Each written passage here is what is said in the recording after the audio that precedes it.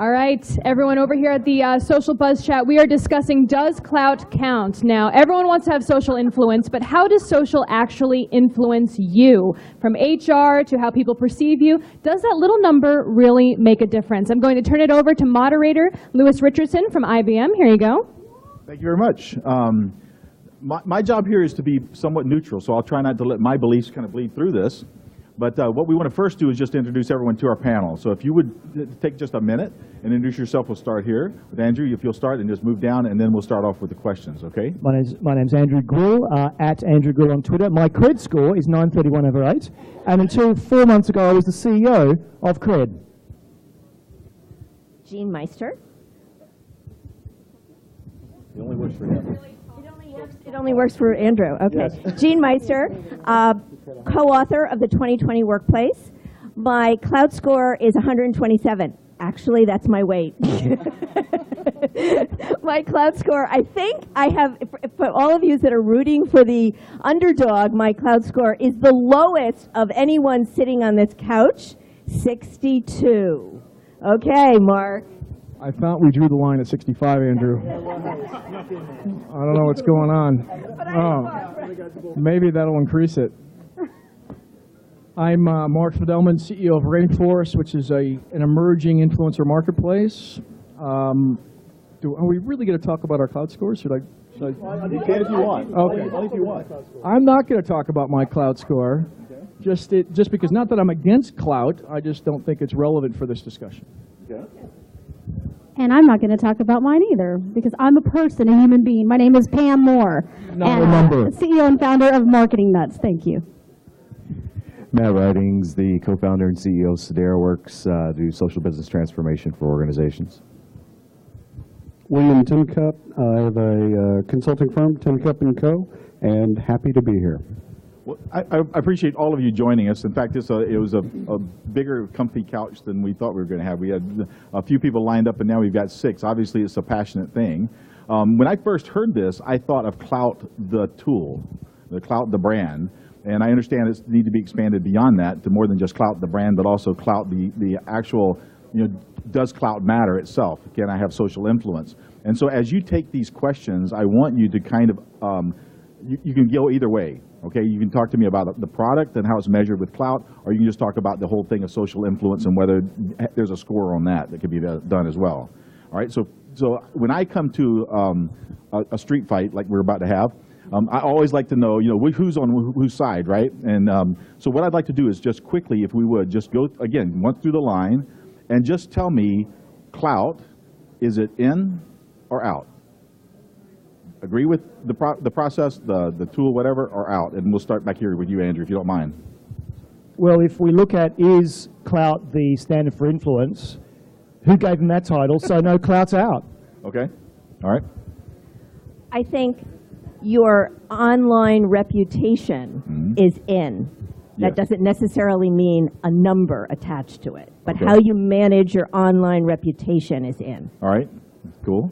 Yeah, I'm kind of in between both of them. I think influence is in. How it's measured is very complicated, and it doesn't boil down to a number, but I think at least we got people on the right track like Klout. Okay. I agree with Mark, and I'm in between both of them. I think that Klout as the standard for influence, absolutely out. I think, do we need to be looking at it, and are there other metrics we need to combine to get to a relevant measure of whether somebody has influence to actually drive action? Yes. Okay. I reject your question. And replace it with my own question. I don't think I think without context, there's no way to really answer that question, and that's my problem with it. Okay. Well, I'm good with throwing out stuff that has no context, so you know that, Mark. I think we're in an early stage, so I think that Klout is in, but it's going to be a part of an array of things that we use to measure influence, at least social influence. Okay, and as you pointed out, if you go to the brand Klout, the site, they list themselves as the standard of influence. So I love getting down into definitions. So you guys jump in and tell me, what does it mean to be socially influential? What does influence mean as far as social? What does influence mean? Yeah. I think it's the ability to persuade a change in behavior. Awesome. Okay. That's the simplest definition that I could come up with. All right. So it's people believe something, you do something, and they believe something else because of that. Basically. Okay. I think it's the ability to build your own personal brand and have and build your own personal reputation in the marketplace and in your own company. Okay.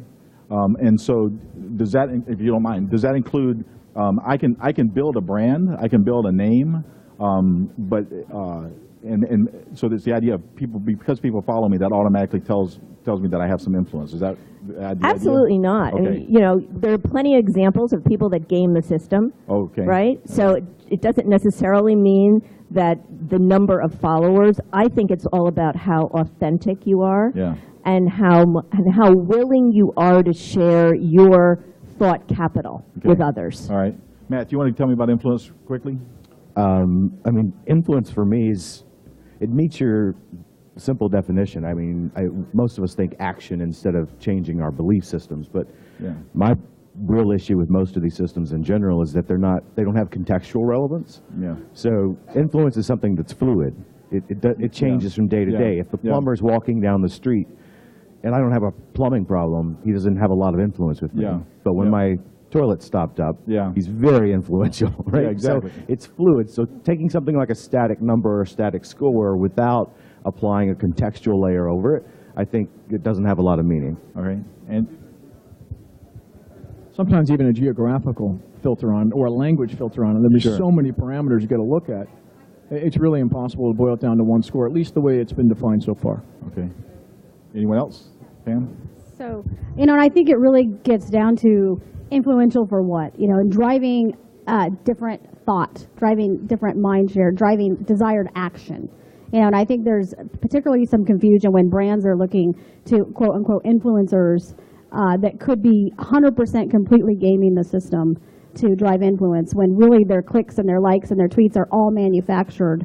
So just because they have even the follows and the retweets does not mean those are happening because they have real influence. They may have real influence with the group of cronies that are all playing the same game, but they may not have influence with your desired target market. And to me, it's about who are you trying to influence, what are you trying to get them to do, or what are you just trying to help them? You know, it doesn't always have to be you want something out of them, but how are you changing mind share and behavior? Okay. Can I just try an experiment here? We've got about 20, 30 people in the audience. Can you all think of a number? I'm going to create a Connect score right here live in this room. Everyone think of a number between 1 and 100. Okay, thought of it? Who has 100? No one ever picks 100. 98, 97, 96, 95, 97. Just pick a number between 1 and 100. 95. Samantha's picked 95. Can you come over here, Samantha? Right, I'm wondering, Samantha, what do you do for a living? What's your 95 score all about? My 95 score for, What do you do for a living? What do you do for a living? I work on the social business category. Social business. So I'm looking for someone who's a Java programmer. So even though you have a score of 95, you're completely useless to me, and that's why context matters. Now they're starting to pick on the crowd. This is good. This is not good. Okay, you're gonna. But you know what? His Klout score just went up because he's controversial, but his influence in my mind just went down. Sorry, Andrew. You don't pick on the women. All right. Sorry. I'm from the South. Sorry. Okay. Yes. I think influence has a couple components. As everything that's already been discussed, I think influence takes into account that there's an audience, that the audience listens and cares. So you can have an audience, but they might not listen or care. And I think that another component is that they take some type of action. If you ask them to, that they'll do something, that they're willing and or able to take an action. So there's components, as to everyone else on the panel. They've already expressed a lot of the good stuff, but I think audience, whether or not they're willing and able to care, and whether or not they're willing and able to do something with that. Okay. And Jeannie, do you have anything else? I think it gets interesting when you read stories where HR managers are building Klout scores into job descriptions. And so that was happening at Salesforce.com when they posted a job for a new online social media manager. And then there was a lot of buzz about a guy that had 15 years experience as a marketing VP at AOL and Kraft. And in the interview with another marketing person, but with the head of HR of an agency, he said, so by the way, as a final throw-off question, what's your Klout score anyway? And the way the article unfolds, in this humiliating moment, this gentleman didn't know his Klout score, and the guy said, okay, what's your Twitter handle? And he said, oh, 34? Forget it. And so the story unfolds where this guy then said, this is ridiculous. For the next year, I think, he built up his Klout score. And then it's interesting, I followed him, and he's actually commented on this panel. He's totally dropped out of even doing anything with Klout. And if you put his Twitter handle in Klout, you know what it comes out? Nothing. Nothing. So he has elected to say, you have to hire me and promote me because of my credentials, and I'm just electing out of the quote-unquote way the game is played for some organizations. I'm trying to figure out, as if I were out there in the market and trying to get myself into a company, and a company were to come to me like that and say, what's your Klout score? I'm afraid I'd have to say mine's pretty miserable. You were mentioning yours is probably the lowest. I will gather that mine's the lowest among this panel. And the reason I say that is because I think the Klout has some errors in it, some blind spots, so to speak. I'm very, very vocal inside of SlideShare, for instance, okay? I posted a SlideShare in November the 20th. As of now, it's got 51,000 views. Klout cares nothing about that, right? And so that blind spot is glaring to me, and so therefore I dismiss Klout because it's irrelevant to me. But I'm scared that other people are beginning to think of it as a relevant thing. So what would you tell people to do? You know, do they just walk into interviews and say, if you're thinking about my Klout score, forget about it? Is it something you talk about? Is it you just ignore it? What do you do? Well, when I was CEO of Cred, I spent a lot of time actually training people on how to read the score, whether it's a Cred score or a Klout score. What I was passionate about is actually saying, this is how you should read it. If you're going to use it, it is just an indicator. It isn't the whole job on that. So I can't go and meet 8 billion people. So the message I was trying to get out there was, you have to take it in context and you have to know what it means. So I don't speak German. So if someone spoke to me in German, I'd need someone to translate that. If you don't understand Klout and what it means, you should work out and translate what that means and how it affects your business. I saw a great tweet probably a year or so ago that David Amano from Edelman had shared. Someone apparently said, I've given 2 candidates and I'm going to choose one of them based on their Klout score. And David's response was, you'll get what you deserve if you only look at your Klout score as a way of hiring someone. I'm now in IBM 4 months. I don't know whether they looked at my Cred or my Klout score. I know, though, that they looked at my body of work and looked at me in the totality to say, is Andrew someone we can put in front of clients that has some eminence? In fact, IBM is very strong, not about scores per se, but about a total view of the eminence of that person and where they might actually add value to the IBM brand. Okay. Well, I mean, I think part of you have to look at why there's a single score in the first place. We've all sat here and said context matters, and it's really about these individual layers of influence and being a proxy for trust and authority in a particular area. But there's a reason that rolls up to a single score, right? And that's because of their business model. And so I spent plenty of time talking to Joe Fernandez about this very reason, and it's a marketing play, right? It's to drag you in so that you want to game the system to have a singly higher score that is less meaningful than the one they could provide you, which is individual scores for individual areas of authority.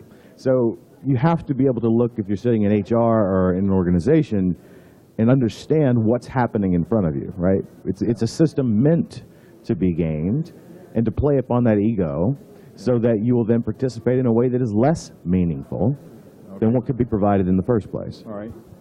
Go ahead, Mark. I would just say for $19.99, I'll show you how to have a higher Klout score, and if you act the next 30 minutes, I'll let you and bring a friend. No, I'm kidding. But,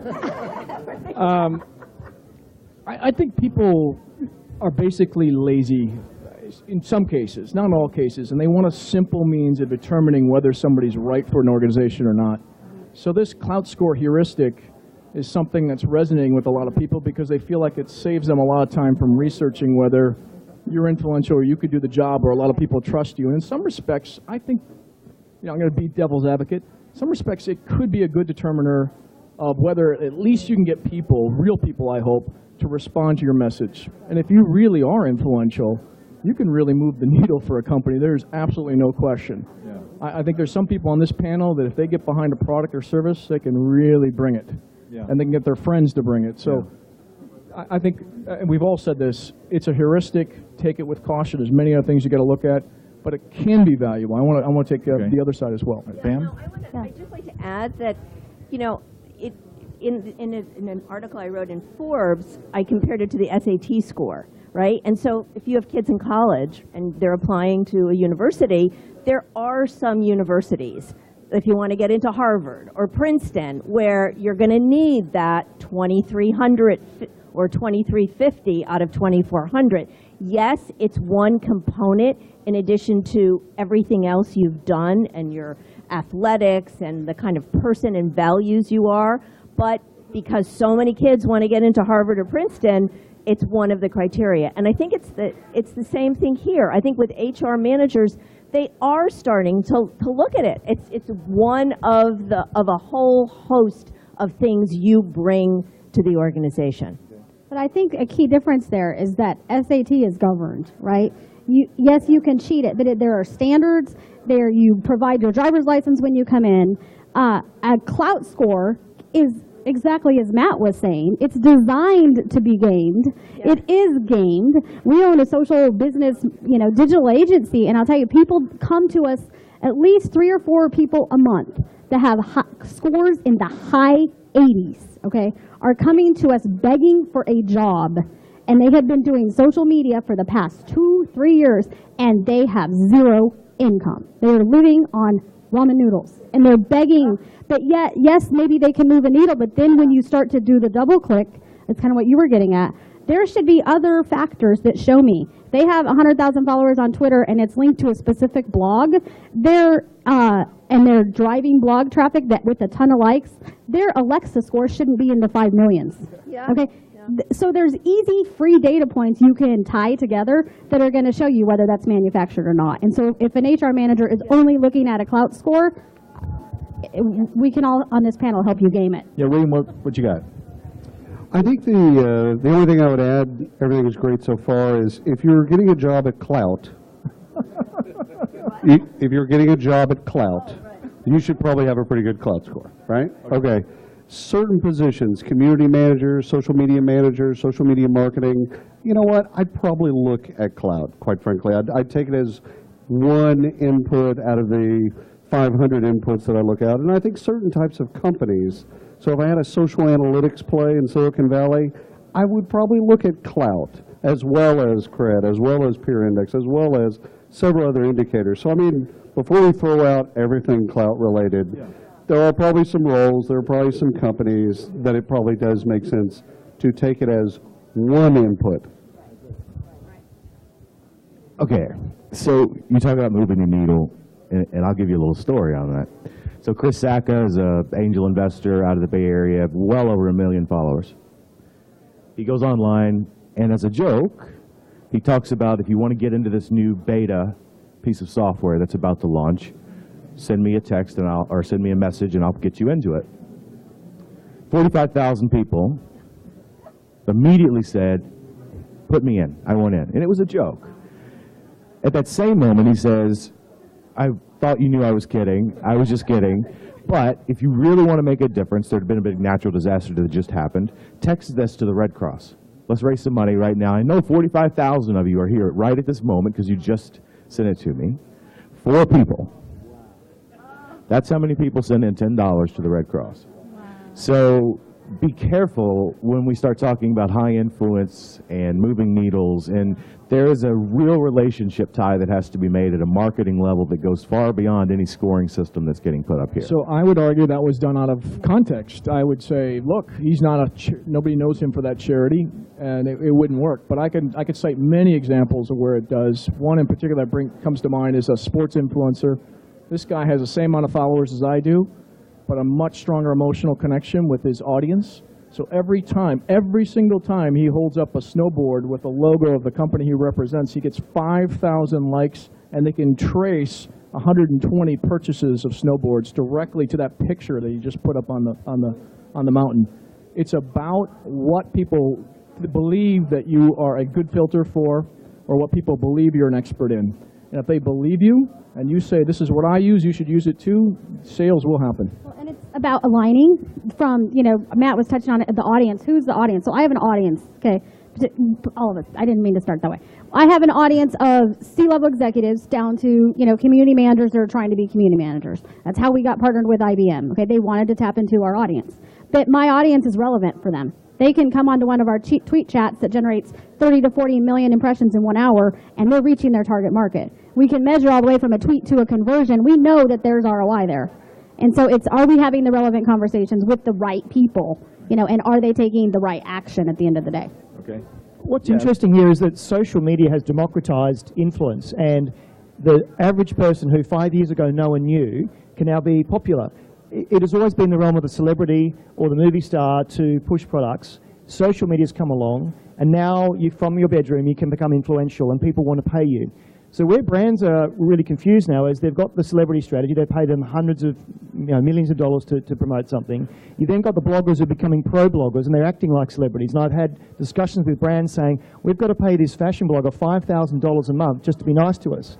And they have an agent and everything else. And then you've got people like what Pam is saying, that have a high Klout score and want a job because they've got no income. So you've got to ask yourself, why have we let this happen? Because now the whole celebrity thing is starting to crumble, and brands are saying we don't need to pay millions of dollars anymore. We just go and do it, at the low cost. So the reason that Klouts and Creds and Peer Index exist is there's a gap in the market to actually hit the celebrity strategy. And I think brands are grappling with that. The challenge is how do you, celebrity's easy. They're in a movie so everyone sees them. But how do you weed them out? So whether it's HR or whether it's finding someone from a job, I think we've made it a lot harder. How many people were listened to Seth Meyers yesterday? Yeah, so I really enjoyed his comment about finding a comedy writer based on his Twitter, based on what he posts on Twitter. So I actually went and found the very same comedy writer, and I'm doing an article now. I was so inspired, and it's a great story. He was, believe it or not, ladies and gentlemen, an IT manager at an insurance company in Peoria, Illinois for 20 years. And everyone in his family said, you're a really funny guy. Like, what are you doing? What are you doing? And, right, what are you doing working here? And he started his Twitter account, and if you go on his Twitter account, it's hysterical. And Seth made a really great analogy that it's not it's happening in his own realm. He didn't go to an agent. He didn't go to one, creative management or whatever the agency is. He found this guy on social media, and in my exchange with him yesterday, he said, I was scared to death. I had never been to New York City before I interviewed with Seth. So it's a really compelling and emotional story about how if you're really good at something, right, you can put yourself out there and people will find you. And it has nothing to do with your number. It's the quality and depth of the content that you share. Yeah, okay.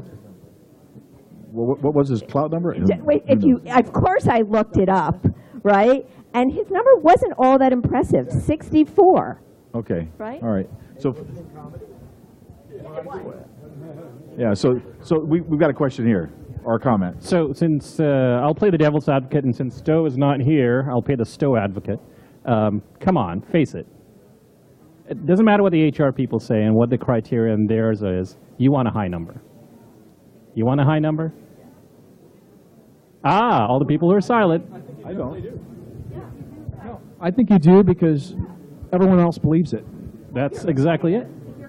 I think the competitive thing does play into it. Not enough to game it, though. We're not all Lance Armstrong here. Hopefully, trying to game our number. But no, I think it's also kind of a good feedback mechanism to say, why is it reducing? Why is it increasing? I mean, you could complain all you want about their algorithm, but I think they get one thing right, and that is how many people are responding to you and who's responding to you, because part of the score is, do you have influential people responding to you, and that lifts that score up. But they have a long way to go. And Fernandez, to his credit, he has told me himself, they're only 5% of the way there. But to answer your question, I think all of us want higher scores. I want to just jump off of something you said, because I mean, I take my blood pressure, okay, and you go to these blood pressure places and they say, you know, don't take this score as gospel because you can take it in 5 minutes and it's going to be different. And I see things like these Klout scores and stuff. You know, you go on a vacation, you take some time off, and what happens to your Klout score? And we were just talking earlier, and sometimes the scores go up, and it's like, well, maybe I should take my vacation more, right? So that it kind of shows activity, but as you said, it's a data point. But people who make health decisions based on one blood pressure reading is probably, you know, could be overacting things, right? And actually, I have a dad who has some heart problems. And the doctor finally told him, quit taking your blood pressure so much because it's causing your blood pressure to go up because you're taking your blood pressure all the time. And I can just see these people, you know, doing something and going to their Klout score, doing something, going to their Klout score. It's like, you know, are we at a danger, a point where people are just so focused on that rather than, because your question was, do you care if your Klout score goes up? And we heard mixed messages.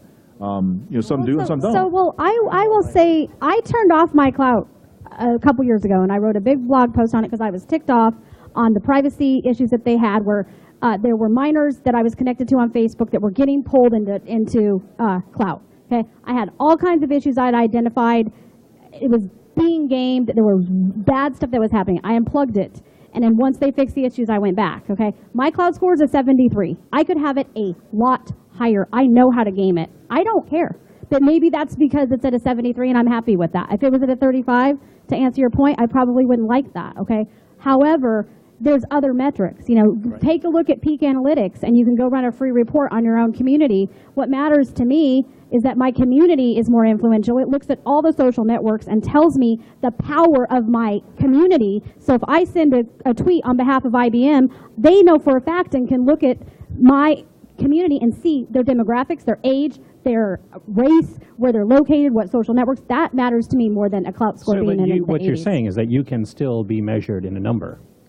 I can, but I don't even know. Not necessarily Klout. It could be any other system, but you can still be measured. But for me, like working, I mean, Colleen, we work with Colleen. They don't look. Maybe they look at our numbers, but they care more about the results. Who cares if I have a score of 85 if I can't drive the desired action with the target audience? Okay. I just want to come back at you and just say, if you're playing if he's playing devil's advocate, I mean, how else would you know where to even begin to find people that can influence a particular topic or company, or at least there's something. It's not perfect by any means. And I think you're kind of on the same side, but since you were playing devil's advocate, I mean, do you have any thoughts, does anyone have any thoughts actually on how you would determine whether somebody is influential or not, or does it not even matter? Does this whole thing just a crock? I think it matters to some degree, right? But again, you've got to figure out how do you deal with the fluidity of influence, because it changes. And we're trying to put a very static number, a lagging indicator onto something that we're trying to make immediate decisions on. And I think that's a challenge, you know, but one corollary is we do a lot of work in the culture space. So we map out organizational cultures by about 112 traits.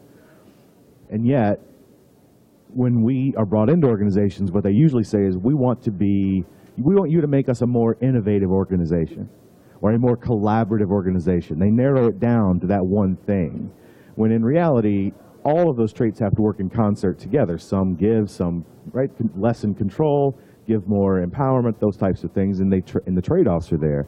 So I think the same thing exists. The question is, are you willing to do the hard work to get there? And the reality is that Klout exists because we're not willing to do the hard work. Yeah, I said that from the beginning. You did. It's a heuristic, and there's no better one. I mean, maybe there are, but let me ask this question. Can I just jump in there? Yeah.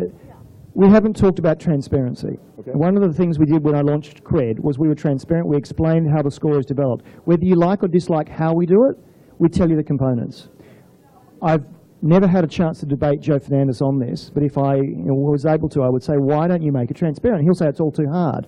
But when you've got a system that's a black box and it can be gamed, then why should you believe it at all? So why don't the three major influence companies actually lift the lid and say, well, this is how it all works? Their business model doesn't support that because it's kind of a bit of smoke and mirrors. So where do you think transparency comes into this? I mean, you and I have had that discussion a year or two ago, and I don't actually have that big of an issue with transparency. And I think of it much like I do Google and SEO optimization. They don't tell you their secret sauce, because the more I know about the secret sauce, the more I'm able to game it, right? And so I respect the fact that you release the way that you come up with your numbers, but I don't have a problem with the fact that Joe wants to hide his and then change it on the fly as they move. They've made their shifts, and you watch everyone go nuts when their scores all drop next week because they changed their algorithm for something, but it's pretty meaningless to me. I'd like to go back to the question that you started, which is, let's assume you're sitting face-to-face in a job interview, right, with a prospective hiring manager or the head of HR at a company, and the issue of Klout comes up, right? It may not be so, in your face, like opening the computer and computing your Klout score in front of you. But let's say the issue comes up. I do think we should have a discussion about, what do you say? Yeah, and actually, if someone asked me my Klout score and I had a chance to defend it, I'd welcome that. Yeah. My concern is that I don't make the cut somewhere because someone's already made the decision for me, and then I don't get that chance to actually step up and say, but you cut me off for Klout. You didn't do the extra work. If you'd done the extra work, you would have seen all the other stuff that Klout doesn't measure, and that would have made me relevant. Yeah. So why not just get it out there, right? Yeah. Before it comes up as an issue. And say, look, let me tell you about my credentials and my experience, and go there. Okay. Before somebody takes you there. Yeah. Okay. I'm sorry, Liz, I got excited because you hit on something that's so important. The people don't take the time to actually understand why it is what it is. Yeah. So we're actually speaking to a broader macro issue we have, which is everyone's running too damn fast. Yeah. We've got to slow down. We've got to actually see each other. We've got to take the time to understand each other. Yeah. Our decisions now are too important and make too wide of an impact with the technology in our possession for us not to slow down, create that clarity, and find that meaning and that fit, and do those things that everyone's like giving up by looking at a Klout number for a hiring decision. Yeah. Okay, cool. Yeah. All right, and William, you had something? Yeah, I don't think it's realistic that HR would really, outside of the working at Klout or working as a community manager, I don't think HR in the next couple of years will ask you about your Klout score, because HR still doesn't use background screens, credit checks, references appropriately. So they're probably not going to ask you about something that's innocuous as your online reputation score thingamabob, because they don't know what it is. They don't even know what Klout is. I mean, if we did an unaided brand recall and said, what is Klout to all of HR, 4 million people that work in HR in the United States, I guarantee they wouldn't know what Klout is. Okay. So for them to ask what yours is, they would just never put themselves in that position, because you would then ask them, well, what's your Klout score? And they'd freeze. Yeah, okay. So I don't think that that's realistic that they'll ask you your Klout score. But I think there's another point in here is, what do the scores mean? Yeah. Like, what is it? It's not the old grading scale that we all grew up with. What is a 72 versus an 82 in relative Klout terms? What's a 10%? What is that 10? It's big. The higher you go up, the harder it is. To go from a 78 to an 80, I'm at a 78. Okay. To go to an 80 is a... People are revealing whether, I'm trying to prove a point. No way. We have it, guys. I'm trying to prove a point that they go from 78 to 80 is well, I was just 10 times harder than to go from 68 to 69. But you know that, but who else knows that? Yeah. Nobody. No. Whereas what we did at Cred, we actually show the logarithmic scales. I'm not accrediting you, I don't have to push it, but that's the point. You kind of worked it out. You've had a chance to talk to Joe, so that's very special. Yeah. But another point here is, so let's just take it out. So we've agreed, I think, that not every HR manager in the 4 million in the US is going to look at a Klout score. But let's look at what brands do. So Colleen Burns, who's organised this debate, and I had a discussion this morning at the keynote. Now, she looks after influencer relationships. So I was very interested to see from the other side, from a brand side, how do you use influence? Colleen, do you want to actually come into this? Because this is your job, and maybe you can replay what we were talking about this morning. Just to set it up, we were talking about one particular individual that we know games the system, and for example, one day he had tweeted 46,000 times his @name and Cred's @name. We did some reverse engineering, and he has 2,500 Twitter bots that do it for him. And he thinks by mentioning lots of names in tweets, his influence has increased. And you asked me about that individual, Yeah. and what did you say? Well, what happened was we had gotten some of our metrics back, and we saw a huge spike. And then I saw some analysis that said, well, there was whether it was a branded analyst or someone who mentioned us or promoted us. And I went and looked, and I saw the name, and it was something that I had seen again and again in the stream, and it was always lots of, it almost seemed rubbish, you know, it was a lot of @mentions. So you'd have multiple @mentions. I thought, how could this person be influential? Well, I went and saw, and there was a book involved. I didn't know much about the book, but we went back and said, there's no way this person really can be that influential, and we have to kind of pull him out of the mix. And so I asked Andrew this morning, I said, do you happen to know this individual, and, you know, does he have any kind of clout? And the telltale sign is this particular individual and others put on their bio, I'm influential. For me, if you have to say you're influential, you're not. Influence is earned. So luckily you were a smart brand person who said, this doesn't smell right. Yes, he came to my attention because, or her, came to my attention because of the number, but when you dug into it, it really wasn't something you would do. You know, I'm going to take, it's not about being smart, a smart brand person. It doesn't take smarts, it takes engagement. You know, you don't have to be really smart to be, and I'm not saying I'm not, but to engage and to pay attention. That's all it is. You know, if you're so quick to get that high number, and this is one of the things that really is a problem, I think, in a lot of companies, it's the executives want those high numbers. It doesn't matter who you work for, the higher your number, it's like fantastic. They don't ask questions. When the numbers are low, now the questions are going to start to come out, but if those numbers are high, smooth sailing. And it gets frustrating at times because, you know, even when you look at metrics from a conference or something, it's you have to look at the influence of who's tweeting and who's doing this. And so, and one other issue that came up that was a big discussion here, since I'm here, which is it's not just HR when you're hiring to a company, right?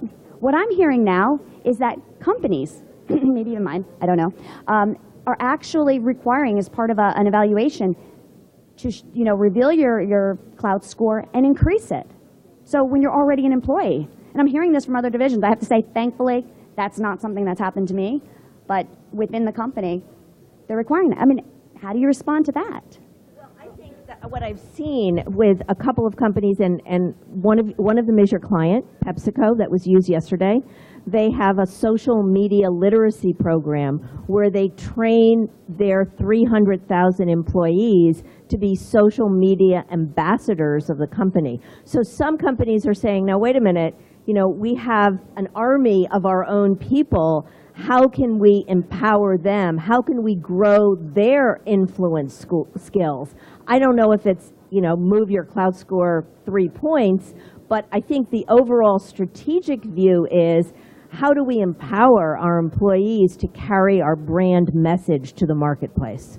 And that's the more important issue here. Give them the right. I think why is it you want them to do that? Why do you want them to have a high Klout score? And where do you want them to be influential with what markets? And then having the structure to give them the tools and the training to do that. So if we want to have a broader voice, we want to reach more people, we want to show our thought leadership, help them create a blog, help, you know, if you do the right things, then yes, your Klout score can go up, right? And so to me, that's why that's why I've never worried about my Klout score, because I do the right things that make it go up, but I don't focus on gaming it. And I think if organizations are forcing too much for employees to get a higher Klout score, they are going to game it, and it is happening today. There are things like Empire Avenue that is virtual dollars that over the holiday break, I did a research project because I was seeing some of these folks tout Google+. You had the blog post going, you have to move to Google+, dump Facebook. So I went into research mode personally, and what I found was crazy stuff happening with circle parties on Google+, people using Empire Avenue to game the system, and then they're selling jump to Google+ classes, okay, they're to finally monetize their 89 Klout score. And brands need to be very careful who they listen to. If somebody's telling you to jump ship to a new platform just because they're in a million circles on Google+, and they have a Klout score of 89, they may be using virtual eves to get there. Just quickly on that, that's nothing different from celebrities, because celebrities get paid a lot of money to say things about brands they probably never use. and we're okay with that. There's a slight irony there that we're not happy with people gaming the system, but celebrities do it, and they get paid to do it. Yeah, absolutely. Matt? Well, this panel to me is interesting because what we're all really trying to do is say, well, let's educate people about what it really means and doesn't mean. But the reality is we're doing a much worse job at that than Klout is doing at making it seem like it matters. Because we're still having this conversation. I mean, when I was invited to this panel, I was surprised people were still even talking about, I didn't realize people still talked about Klout anymore. You know, so they're obviously doing a much better job at making it seem like it matters than people like us are doing in regards to telling you what it really means. Okay. Because there's no other measurement for influence besides cred and peer index, but Klout has they have the brand share. So somebody come up with a better system, and we'll all adopt so I'm going to jump on that because I'm an IBMer, right? And we make smarter planets and smarter people and whatever, right? So that's what we do. So if and I'm going to exclude you from this conversation if you don't mind. because I think big is about to happen. Because I think you've thought about this quite a bit. No, so given the fact that there's data, and IBM's great with big data, and we're great with analytics, give us some hints as to what, if you could go out there and mine data and look for analytics and stuff, what are some of the key things that people should be looking at? So you can see why I skipped you at cred, right? So okay. I'll jump in real quick unless you want to. I'd say performance. I mean, are they actually performing in a certain amount of task in context?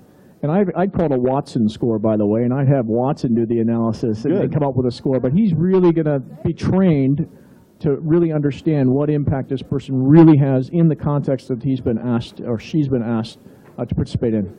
So, well, I'm talking about the influencer. The reason, the whole reason I ended up have you looked? In the reason I ended up in the influence conversation years ago and was giving these conversations is because there's still a little thing called market research. And we pretend like it doesn't exist, but that's how you find influencer programs, because that's what I used to do, is build programs for small chocolate companies that might exist in Pennsylvania, for example.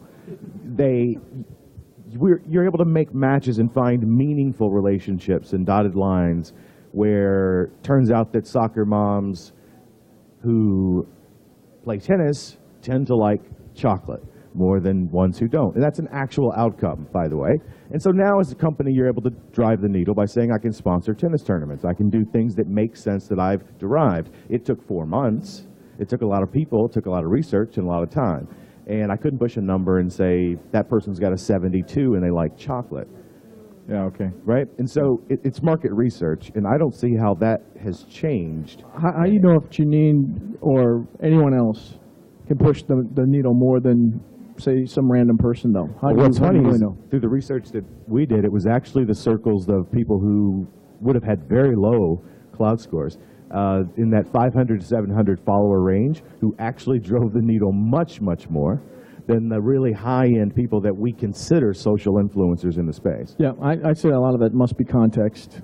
Yeah. I have one thing to add. I think Klout can matter for someone that doesn't do their homework and they're looking for a shortcut answer, right? And you're looking for a quick number, like the number of followers somebody has.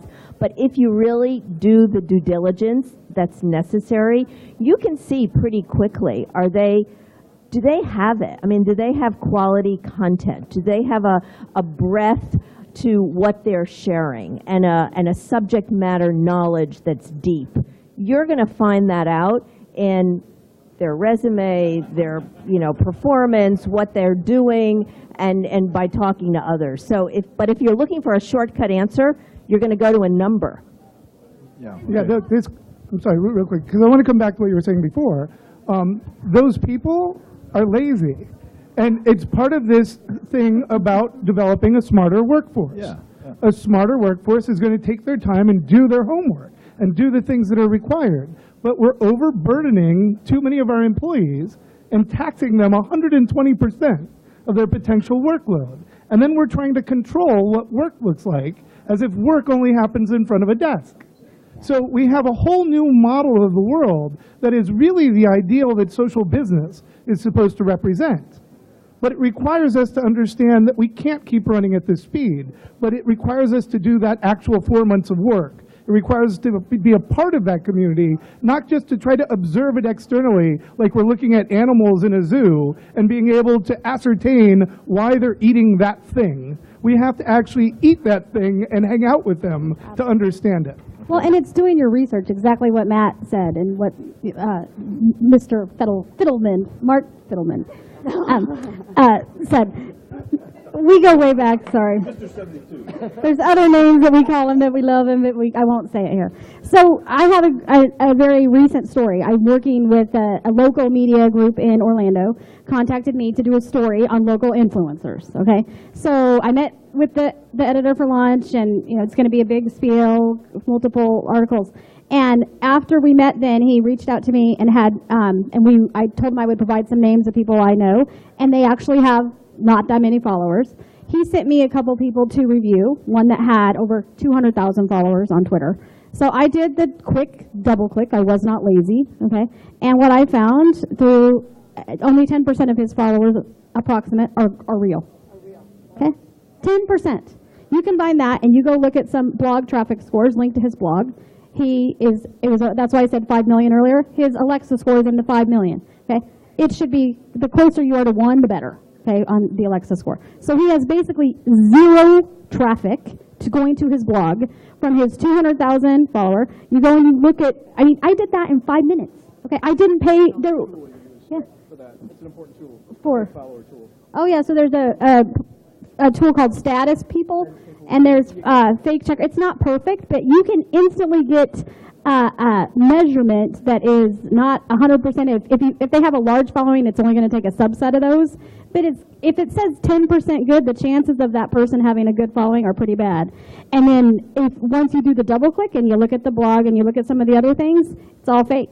Okay, and so immediately I wrote him back and said, okay, this is what I found. And he's like, ouch, I'm going to have to talk to the editor and see now what they want to do, because the guy is influential in real life. And so he does some great charity things, but what is going to happen to some of these people that are influential in real life and doing great things, their desire to get the score could actually sabotage them. Because now, he looks like a great guy. I'm not going to come bring him onto our platform to talk about his charity, unless he were to come clean and say, yes, I bought these followers, and come clean. And that's always the advice we give people. If you bought the followers, get rid of them. Get somebody to help you to clean it up. What percentage of the people that you've seen out there buy followers? Oh, yeah. I don't think it's that low. I don't think there's that many people buying them because they don't know how to buy them. But I think that a lot of, if people could, they would. You can go to Fiverr and do it. The minute you hop on Twitter, you're getting tweets and auto direct messages, people telling you to come buy followers. So it just depends on kind of what you were getting at. If they desire that score, whether it be fake or not, they have it. And I can tell you there's people that are on the Forbes top 50 list that have bought followers. So it is what it is. People want that score. So most of our discussion so far has been about influence in the social age. How did we look at influence prior to the internet? In some ways we paid attention to people differently, and when people were gone, we missed them. Those were the folks that were the most influential, right? So I took a social sabbatical this summer, got off all of social media, deleted all the apps, the whole bit, from June 1st to September 1st. By the way, my Klout score actually went up when I was off of social, which was both funny and ironic. But what was really interesting out of all of that experience is I had all kinds of emails and calls from people that missed me. Real actual people that actually called me and said, hey, dude, totally understand what you're doing, really appreciate it, love to catch up. And so it created different dialogue. Not that I suggest that everyone take a summer off or anything like that, but we might want to think about influence inside companies from a non-social perspective. I worry for the future generation. My daughter is 7, and she's deft on the iPad. She has her own Twitter account, which is supervised. But what worries me is that we'll have a generation of kids who tweet each other and actually don't go out and meet them. Now, we've grown up, the way to do things before the internet was to go and meet people and go to conferences. and go on dates and see if you like someone for a relationship or a job.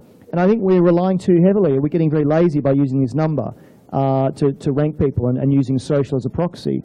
So I respect the fact you had a detox and were off social, and people then wanted to know if you're okay. And I bet you the people that really mattered to you were the ones that called up, the ones you didn't care much about, that weren't your real friends, didn't really contact you. So I think that's really important. But the millennial generation, and I look at Samantha, who was a millennial, and I have a bunch of millennials that I mentor back in London.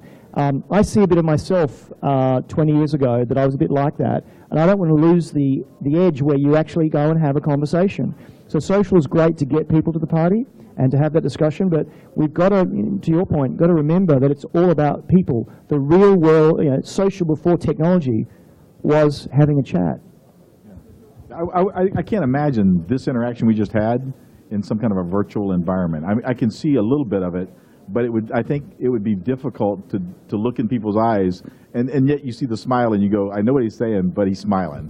And so I think some of that is, I agree with you, I don't want to miss that. We need to wrap up, but I'm going to ask you, if you would, to help me with one thing. And I think it would be something that if I were listening to this, I might ask this question. Okay, so if Klout matters or not, I'm past that. Let's not worry about that. But I would like, I have some things I'd like to say, and I think it's of value. What kind of tip would you give me that I could maybe start that exercise, start that journey toward being more influential? What are some of, give me a couple of tips, and if y'all agree on them, that's great. If you would give different ones, that would be even more helpful. But what kind of things would you tell me to do that's not gaming, that's a genuine, credible thing? What would you tell me to do? Well, 7 years ago when I moved to London, no one knew me and I knew no one else, and I wanted to interact. So I started to have an opinion on, back then it was mobile, not social, and I stuck to that opinion rather than being all over the place. It was, I really believe this or that. And the other tip I would give is, if you're starting from scratch on social, find people who have a view in a blog and comment on it. And eventually, the person who writes the blog goes, well, that Pam Moore, she keeps writing stuff, and you actually then have an interaction. So develop a point of view, be consistent, and share what you're doing. Cool. Yeah, I would say get out of your comfort zone a little and try some new stuff like tweet chats. And we're doing, and at our company, innovation jams. Do something new that requires you to be social and meet some new folks in disciplines that you don't ordinarily deal with on a day-to-day basis, across discipline. That's where a lot of the rich learning happens. I'm, very focused on the HR space. My first innovation jam is going to be with chief marketing officers and the partnership between the CMO and the CHMO. So that, I think, get out of your comfort zone a little and meet people. So two things, right? So the main thing, what I've seen most people who are truly influential, they're super passionate about whatever subject they're promoting. And because they're so passionate, they really understand the subject, they become an expert, and everyone respects them for it. Authentic expertise on something, I'll follow that person if I want to tune into it. And then two, I used the high school analogy. The way to truly become influential, unfortunately or fortunately, is you got to get other cool people and influential people to say you are. And that's where Twitter, you want to connect with the Pam Moores and everyone on this panel. Not me. But if everyone else that's influential is saying you're influential, it's kind of like the press, how they build people up. It's the same exact concept. I'm just telling you the truth. That's what happens. And so those are two primary ways. Yeah, I think what you just said is, you hang with 9 brokes, you're going to be the 10th, right? And so who you hang with is really important. But my 2 things are, I would say, number 1, know your audience and know, the passion, everything they said, but I'll add something different, is know who you want to talk to, okay? And provide them the most valuable content that you possibly can, that's different. If a new Google Plus post feature comes out, don't go 3 days later after there's already 50 blog posts on it, go write, check out this new Google Plus. No, write something unique, something relevant in a different way, that, to Andrew's point of view, that you're providing your own point of view. And so that would be number 1. And then number 2 would be, don't underestimate the power of a platform, okay? Don't invest in your blog, invest in your personal brand, okay, your organizational brand, and build that blog, build that home base that is not owned by Facebook. Don't put all your social eggs in a basket you do not own. Make a home base that you own, that you can drive people back to. And that's why when I was talking earlier, I kept going back to the blog traffic and the easy scores we can pull with so many tools. That's a measurement right there that you can then, if you're looking for a job or whatever you're doing in your organization, you need to have your own metrics that are within your control, not just a Klout score that you're depending on that you don't know really exactly how it even works. Okay. It's sticking my theme of not answering your question. Well, you already got it. So for the people, the tip I would say for the people who are going to actually try and leverage the score instead of being the one getting the score, it's going to happen, and they're going to use it. So if you're going to do so, at least use it as a starting point, not an end point, which is where it's happening right now. Okay. Right? So use it as a starting Cool. point. Right, William? I think be yourself. For myself, I'm extremely sarcastic, completely inappropriate. I curse like a sailor. I mix business and professional. You could easily see it across any of my mediums. I'm talking about kids at one moment and then talking about a great HR article in the next. And that's who I am, and people either accept it or they don't. So I think, and everyone's different, and the world accepts all of us. So be yourself, because I think when you're not yourself, you get found out as a fraud. Absolutely, absolutely. I agree with that totally. So just as one closing thing, each of you, I know that we could probably Google you and find you, right? But if you were to give me a site or someplace to go to where we'd find more about you or try to connect with you, can we start on the end with William, and let's go back this way? Just where would we find you? The internet. Okay, the internet. All William right, Tincup. You just Google me, you'll find me. Okay, excellent. Matt, I'm sure all of you are the same. But Yeah, I mean, just Google Matt Writings, RIDINGS, and I'll be right there at the top. Cool. Google Matt, Pam Marketing Nut.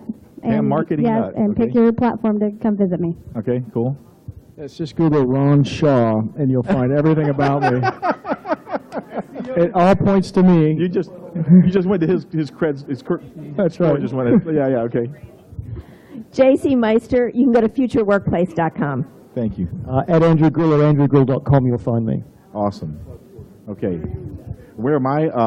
You can Google me, or I have a site, Creativity Crisis. So, very good. Well, I appreciate the time. Everyone, thanks for attending and participating. Thanks for our guest panelists. All right. Cheers. Our guest hecklers.